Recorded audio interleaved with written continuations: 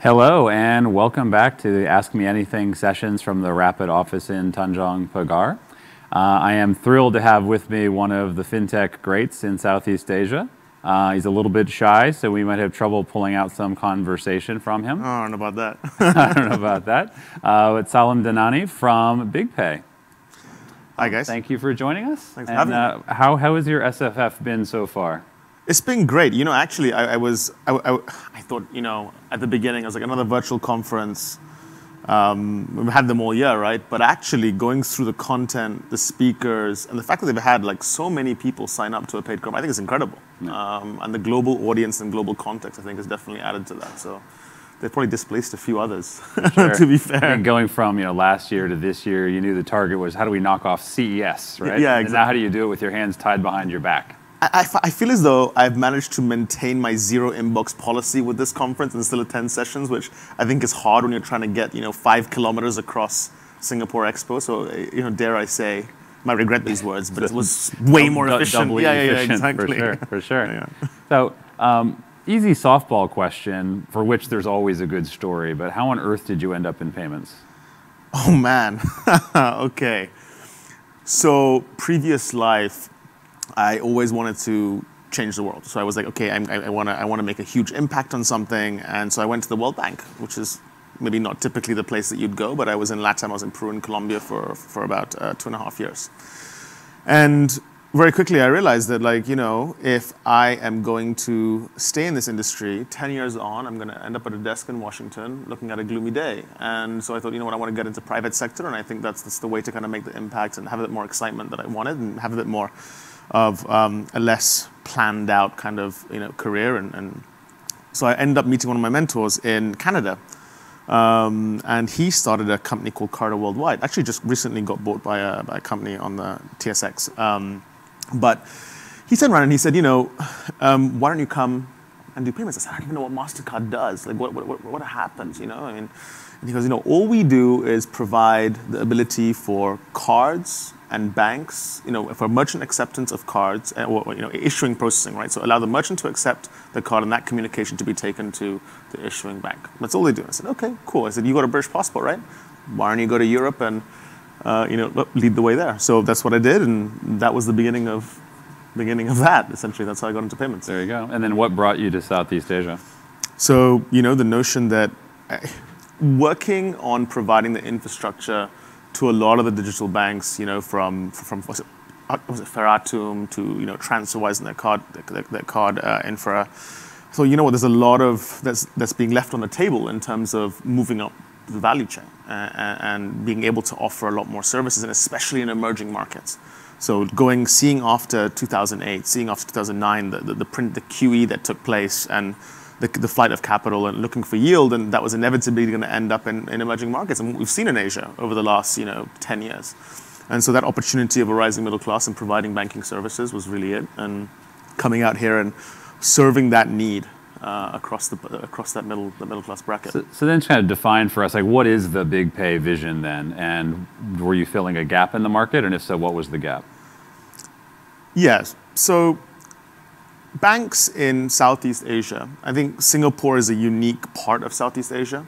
The rest of Southeast, and there are varying degrees and grades. So everyone has, there are many different ways that you can look at, banks in different countries. But typically speaking, the banks have not invested in their tech for a very long time. And the time it takes for them to make decisions in this consolidated cap tables, they've been, after the Asian financial crisis, you saw that kind of consolidation take place. But yet, when you saw the hot money fly into the market, you saw the middle class rise very rapidly, and the banks are not able to keep up. And again, fintech is a few different things. Can you offer access to digital services more efficiently? And can you manage your, as you get into more revenue accretive products, can you manage your risk around it? So for us, for me, it was very much to say, how do we provide and serve these needs in the market? We started in Malaysia, given our large shareholder, and there was a license there, and so we decided to launch a prepaid debit product and a payments product initially as the initial hook. which people use, but also rapidly we're growing out to provide the rest of the financial services. It was never about payments. It's always been about, how do we get into, lending, wealth, savings? How do we be that one place that everyone goes in Malaysia and Singapore and across the region to get their financial services needs, and especially in that middle class bracket. So would you describe the product as a digital bank at this point, or something different? Everyone's got a different opinion about the vernacular that someone else uses, right? So if I say digital bank, I say, well, you don't have a banking license, or you say, I say neobank. Yeah, absolutely, right? So we ride on the separated licenses. So we have e-money, we've got remittance, we've got lending. Just now in Malaysia, and remittance and e-money here. But for us, I look at it as a function of, what services do you provide? So yes, I say that we are a neobank. We are providing, direct substitutes to the products that banks provide to their consumers. And now, and clearly you're alluding to the fact there's a lot of hot conversation, right? And a lot of people want to talk about being in and around the space, regardless of the taxonomy that they use. How do you see competition having evolved over the last couple of years? And now how do you see it evolving over the next 2 years? For sure.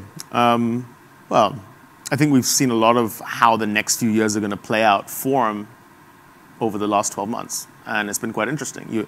The ones that are strong will survive coming out of this, because I think capital has changed. And Kevin, who was on here, just before this session, pointed out to something quite rational and true, which is, there needs to be a move towards profitability. And so competition will be different. It won't be a competition for growth and scale only. It will be that and profitability. So can you do it in a sustainable way?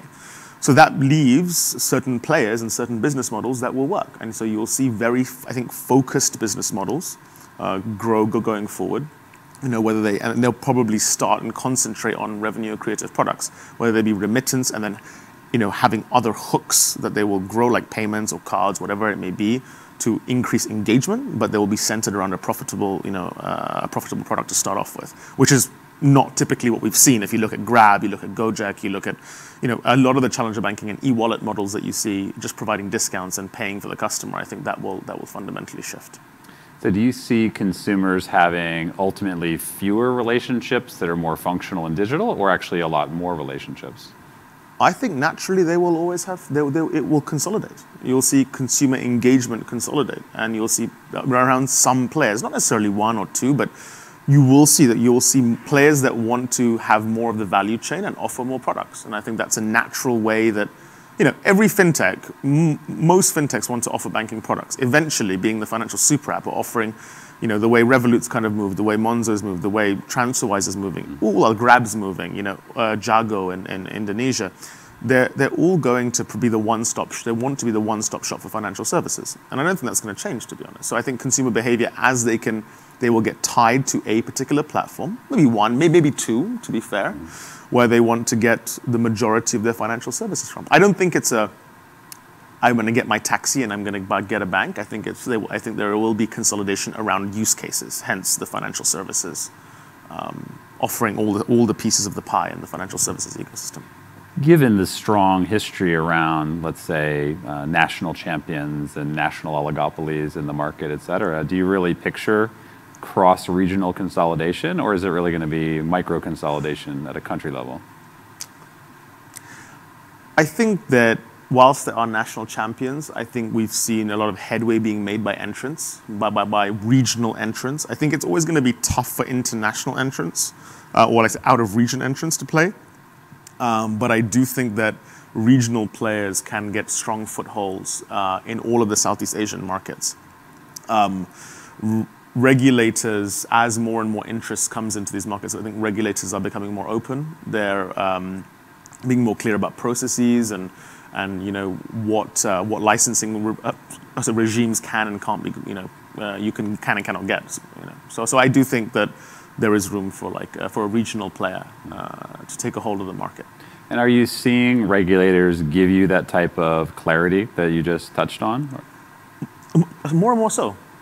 More and more so. I think more and more we're seeing regulators across the region have a very clear stance on how they see, not only fintech as a whole, but how they see fintech evolving in their particular markets. I mean, if you see the BSP's regulation on digital banks that just came out. I mean, that was very clear. They're saying, we want to encourage fintech, we want to encourage players coming in the market, but we also want to ensure there's a level of ownership and accountability in the Philippines, and that's fair.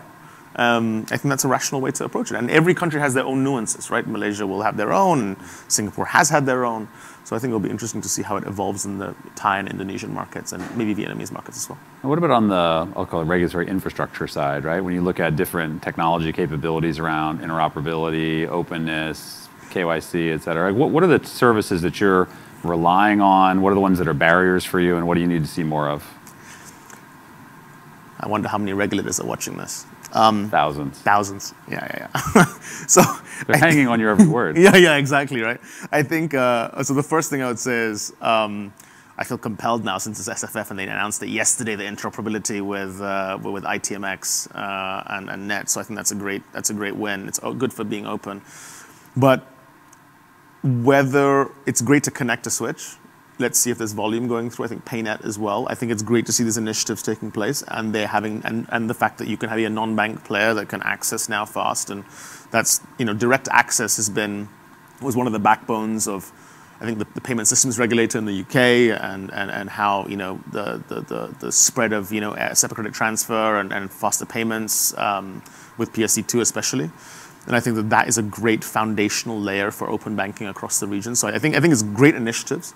However, I do think it's too early to see how it will play out. It took PSD a long time to roll out in terms of interoperability.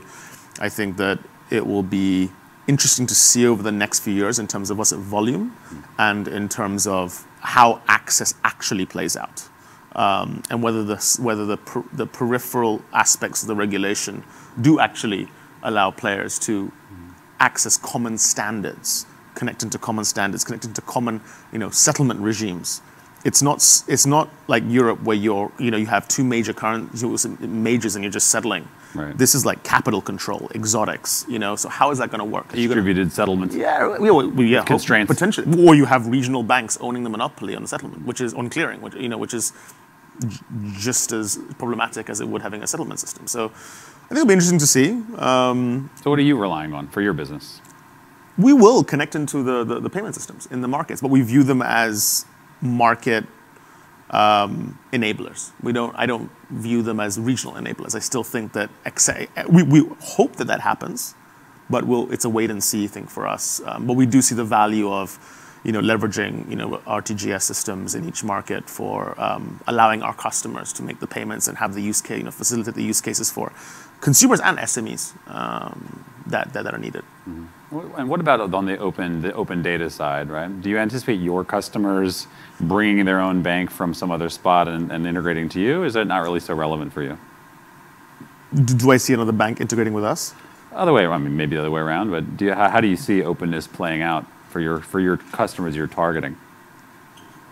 I don't think there's firm open banking regulations in any of these markets. I think that there are opt-in and I think the banks have the data behind consumer. There's a fundamental shift in philosophy, right? Like, who owns the data? Is it the bank or is it the consumer?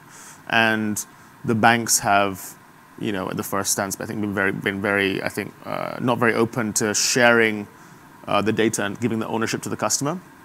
And when that failed, they created different standards behind it. When that failed, it took a long time to implement those standards. So I don't think it's going to be. I think Singapore is interesting actually with the API exchange. So that's quite interesting in terms of how it will play out, and that players, and people that have access and actually use it and see what systems, what user experiences come out of that. For us, I'd love to give access to all of our customers to see every single balance that they've got in the product, in all the other banks and all the other financial institutions, in the hope, and that keeps us honest, to be able to provide our customers with continually the best service. I think that's the way we see open banking. Standards, data, identity. I think these are some really big questions that haven't been answered in the region yet. Yeah. And going to the data question, I think something you didn't yet say is, how do you think about financial education for your consumers, right? How do you differentiate yourself in terms of the qualitative side of how they use your product versus other competitors?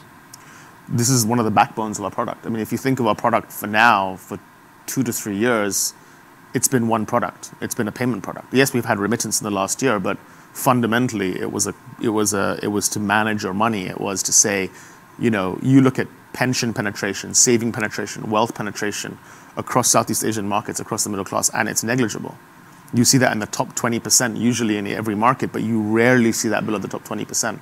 It's so important now more than ever that those that are growing up that are just conscious of what good financial health looks like. So that's been a backbone. We put that in multiple different ways, whether it be through blogs or we're working with the industry, and then even on micro experiences in the app, for example, and on notifications, on budgeting, saving, etc. So you mentioned especially now, so let's assume the elephant in the room is COVID. How have people used your product differently in the last year? Yeah, that's a good one. I think it shifted. The first thing was everyone stopped spending, right? Because no one knew what was going on. Uncertainty is the bane of all spend and economic kind of activity, right? As Boris Johnson has found out. But he's not watching. Yeah, no, I definitely. And so we saw a lot of spend, completely drop off because people didn't know what was going on.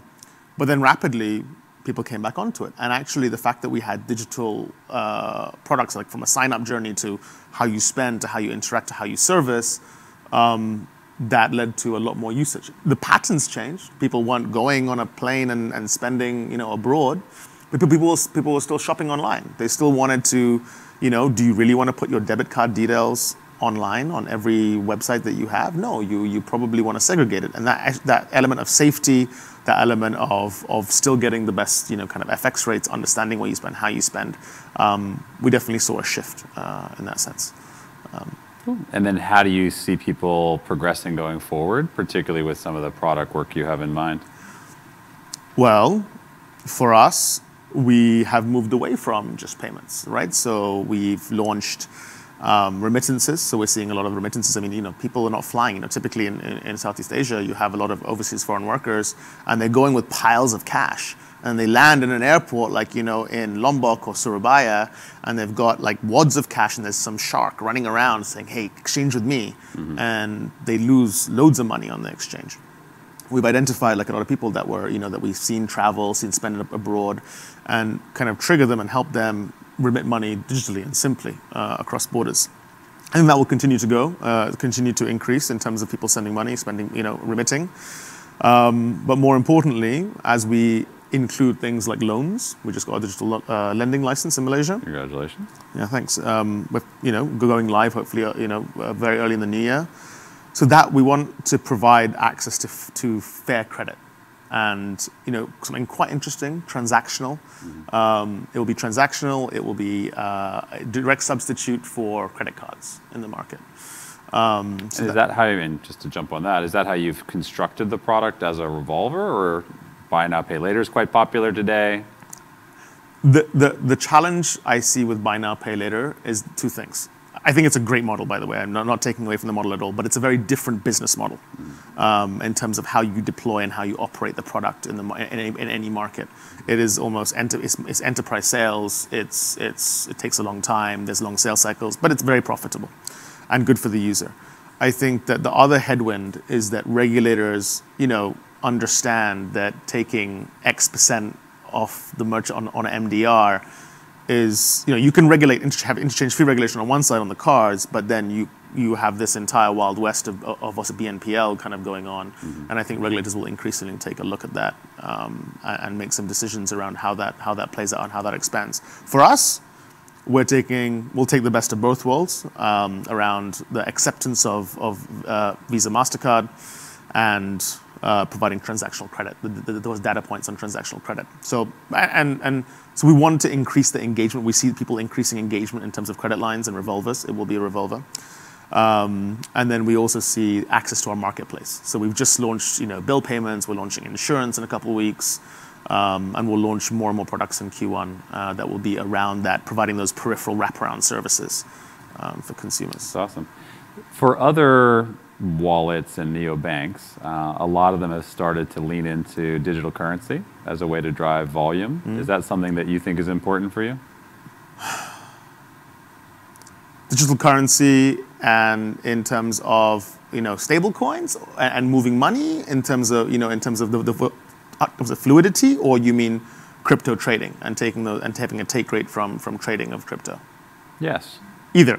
Okay. So I think the stablecoin side is very interesting. I think that the trading of alt assets or public markets or ETFs, whatever it is around wealth, as to wrap that all around wealth, I think is super interesting too. The wealth element for us is more tangible. It's clear in terms of what that means. Would we go straight into alt assets? Probably not. I think we'll go into the more trad kind of products first, whether that be public equities or ETFs or other dollar hedges, essentially, because we are working in an exotic currency markets.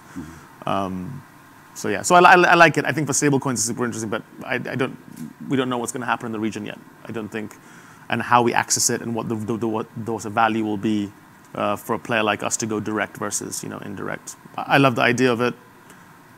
Not yet certain as to how it will play out in these markets. Do you anticipate going to the remittance side of your business, right? Do you credit the move towards digital assets as a way to either reduce the cost of remittance or maybe reduce the necessity for some players to be in the game at all? 100%. You're disintermediating, 100%. So we very much look at the use of our networks, and we use networks that are going to be cost efficient for our users and cost efficient for us, and therefore we pass a lot of that efficiency onto our users. And by and large, comes with the ability to use DLT and the kind of products that take away the intermediaries.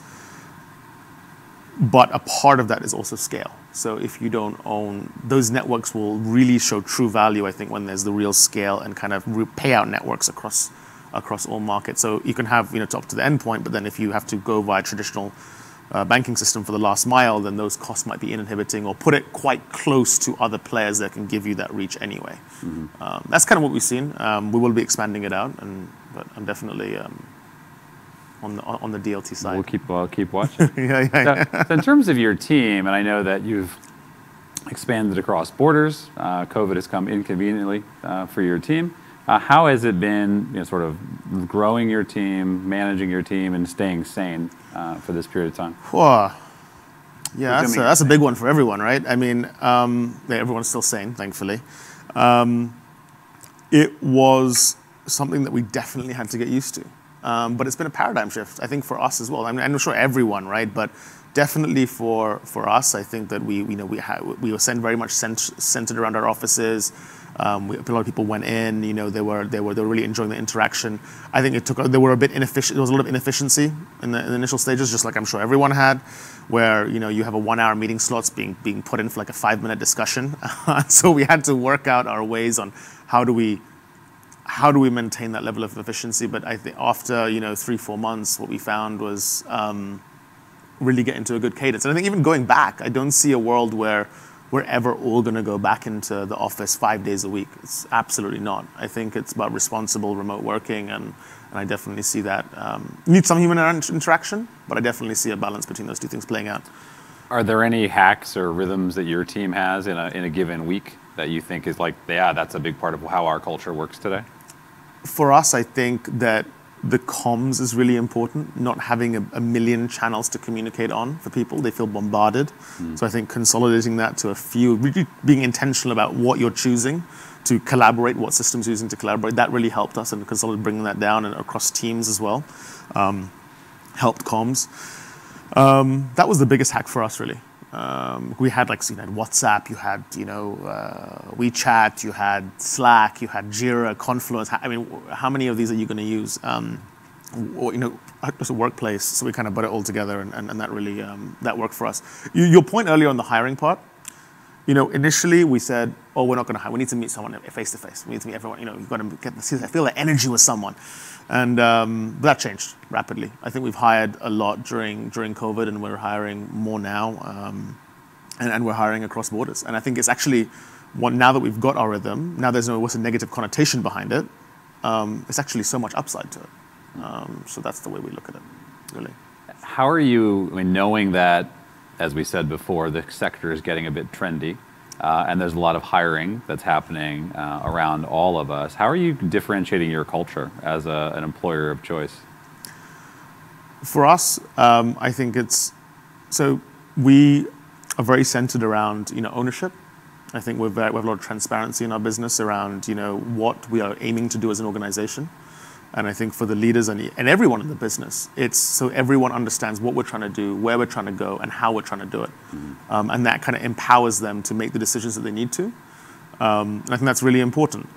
Even with the leaders in our business, we've always said that it's, you need to have the information that you need to make a decision and ask for help when you need to have it. So I think that ability to have that collaboration, the ability to have that freedom and ownership is something that's quite unique. I think that a lot of organizations say they have it, but I think to actually implement it, I think is really good. And there are a few other companies, I think, such as yourselves and others that I hear have very good working cultures, right? So, and and we're growing. Right, so culture is a fluid thing. It's not like you have one, culture and then that's it. You let go and it's done. It's fluid. I think as you scale, as you change as an organization, you have to constantly keep a tab on it, and that's what we've been doing. Culture from what we were prior to COVID, with everyone in the office, is very different to what culture is today, and with COVID and being remote, right?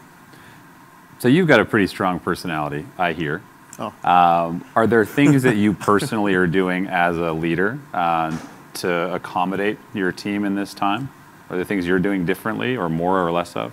Spending more time with people, and I think being a lot more open with people as to why I am making certain decisions or we are making certain decisions. Why is the business doing what it's doing, and helping them understand so they get context. And I think that takes time, but it's definitely worth it. And I think that the team likes it, and they see the value in it. So been very focused on making sure that it's hard at times, but making sure that you spend time on that and give people an understanding of why you're making certain calls. So strong personality. Absolutely. I definitely see where that came from. You've been accused of that before? Yeah, no, I try personally very hard to give context as much as possible for a lot of reasons, right? One of which is I'd love to do less messaging, right? And God knows everyone on my team would like to hear from me less, right? In some ways, right? So if I can give them more context and empower them, then it's kind of a double win. Yeah. No, it's absolutely. I think the messaging, more context, shorter meetings, and more, and less messaging is like the holy grail, right? Like the nirvana. Empowerment, information, and you're not bothering me quite so much. There you go. Quite so much. And what do you do to get productive yourself, right, in this time? Me, you can have endless calls. Like you can literally spend 2 days straight on calls, and for me, I make sure that I block out times where I've just blocked out time on my calendar, nothing can be booked, and I'm just 100% focused. Either I'll put a task down that I'm going to finish or do, and just make sure that I'm getting it done. But you know what? I think like all of us we're drinking through the fire hose, right? So at what point does that work? And I think it's balance. It's just trying to figure out. I think it's a moving target. Oh, for sure. Oh, there's no question. I definitely block out time, and I definitely name the task because 16 hours a day was getting pretty dry. I can imagine. Exercise, more or less exercise. Oh, I don't know, mate. More eating, that's for sure. More exercise. That part's working. Yeah, that part's working out. Okay. Where's your family cycling. Primarily? My family's here. So all here. My fiance's here. Cycling's been great in Singapore. I mean, you can't go very far, and you can go to Punggol or like Bishan, but I mean, it's great when you can do it, right? Like you can go for like a nice ride in Singapore. That's one of the we sanctuaries. Moved offices and my house the same week right before the circuit breaker, and the good news is where I moved my house to is like surrounded by park connectors. Oh, that's beautiful. Okay, so you were one of the lucky ones. The timing was perfect in that sense. I don't think everyone's been so lucky. Some people have moved into like a smaller place. Exactly. I wasn't on the inside of my window looking out. I was on the outside looking in. So that part worked very well. Nice. What do you want to see more of in the ecosystem? I'd like to see more emphasis on data sharing. More emphasis on standards when it comes to regulators. I think that there's a big piece. A lot of the regulators in the region have a lot of buzzwords, and that's great. Like, don't get me wrong, like virtual bank, digital banking, and open banking, whatever they want to say. But I think that now, going into 2021, it's going to be really important to see how is this going to play out, and how do all stakeholders actually win in this, and it's been to get them involved and get them to be part of that, just a journey. And when I say the data standardization, I talk a lot about identity, and I want that how do we get around data sharing regulations like PDPA or extraterritorial GDPR, and how will they facilitate the sharing of data, but also in a responsible way, but also in a way that's standard for organizations like all of us to benefit and help our customers. So, but do you see? I mean, let's talk about money, right? And I think a little while ago you mentioned there's a bit of foot dragging going on. I assume part of that relates to business model concern or lack of business model. How do you see that changing? Do you see somewhere, and you have the benefit of being a bit global in your perspective, do you see places where the business models have been established and it's not just taking from the incumbents, but the incumbents are getting value in return? I think that incumbents, even in Europe, have a chance to play, right? It's not like they don't have the same ability as everybody else to play. Are they the best set up to get the value? No, for sure. I mean, we all know that. I mean, everyone can sit around with the digital challenger banks and say that we're a challenger bank, but if you built an API layer on top of an old rustic core, you flip a light switch, the toilet still's going to flush, right? I mean, it's a problem. So I think that are they taking just the value away from incumbents? No, I think the incumbents can learn from what happened at with PSD2 in Europe, where you saw, new players definitely getting more of that value pool than incumbents. But will it happen here? No, probably not. To be honest, it's probably going to be where new business models emerge and new players with those business models, or existing newer players go and take some of that value on the table away from the incumbents. But all in all, even with that, who wins? The consumer wins. So, I mean, if you ask me, it's not really a bad outcome, to be honest. So in your case, I mean, you have a new and growing business, right? These incumbents we just talked about have, legacy or heritage businesses. And then we've got some of the folks coming in have massive distribution footprints, right? And massive data advantages. How do you compete yourself on the distribution side to acquire customers and retain them? Yeah. I think when you get into a taxi, it's not the same as giving someone a bank account. So I think that building a brand around financial services, I think, is unique. Yes, Ali and other Chinese players have been able to make it work in China. I think some of those models have been hard to replicate out of China, those ecosystem plays, especially in financial services. I'm not saying it's a barrier that cannot be crossed. If you throw enough at the wall, something will probably stick. And there is still margin to be eked out in those steps by which you're selling those products and services, don't get me wrong. But in terms of creating a financial services super app or financial services product where that's the go-to for your products, for all your financial health, I think that will be hard for some of the incumbents, some of the new players with what you say is large distribution. Not all distribution is equal, is what I would say to that. And so for us, we're very focused on a specific use case and what we're trying to do, and that's financial services. So leaving aside your own app, which competitive or near competitive apps do you use in a given week most frequently? So I will use to trade. I use the ones across Europe and Canada. So I'll use the TD Ameritrade or Free Share. Okay. And local apps? Financial services? Or ones that wish to be? Ones that wish. Oh, well, I mean, it's a monopoly here. You have to use Gojek or Grab to get around in this country. Yeah. So I'll use those guys. I use them for taxis. You could have a comfort wallet. Huh? I do. I use that too, but it's about time it takes to get the car, unfortunately. What else? And my DBS app, which isn't bad, to be fair. I'll give them that. Got to be fair. You got to be fair. Got to be fair. In terms of collaboration, right? You already mentioned some network partnerships, how you built your business in partnership. When you look for partners, what are you looking for, and where have you had some of your best successes? Yeah. So for our partners, we've been we've been really lucky with our partners, actually. We look at a few things. Are they leading in their particular vertical or what they're doing? Do we see them expanding their footprint in the region and investing in Southeast Asia? I think that's been a really important piece for us because, we are a Southeast Asian player. We don't intend to go out of Southeast Asia anytime soon.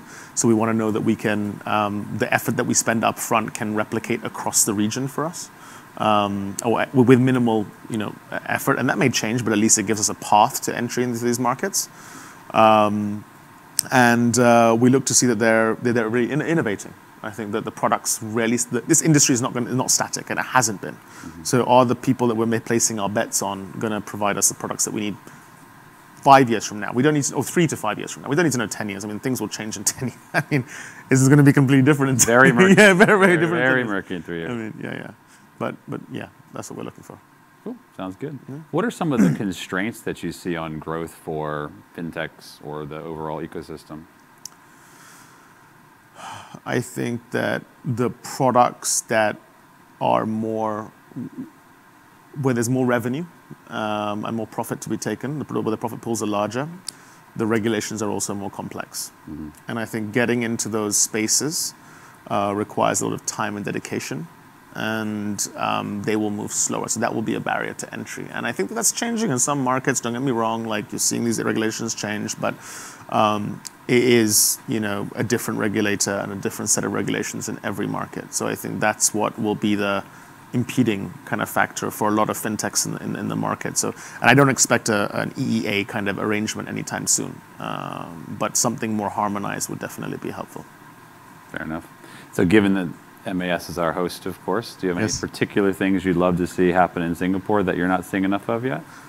No, talk to the regional regulators more. I think that the MAS is a great kind of, textbook standard for what will be great to see some of these initiatives, taken out and rolled out across the region in collaboration with all the other regulators, of course, but, working with them to show what's worked, what hasn't worked. And I think that collaboration will, and I'm sure that's already being done to a certain extent, of course, but seeing the other regulators roll out as well in unison makes, and when we see standardized regulations to as much as possible, I think is extremely valuable for fintech players.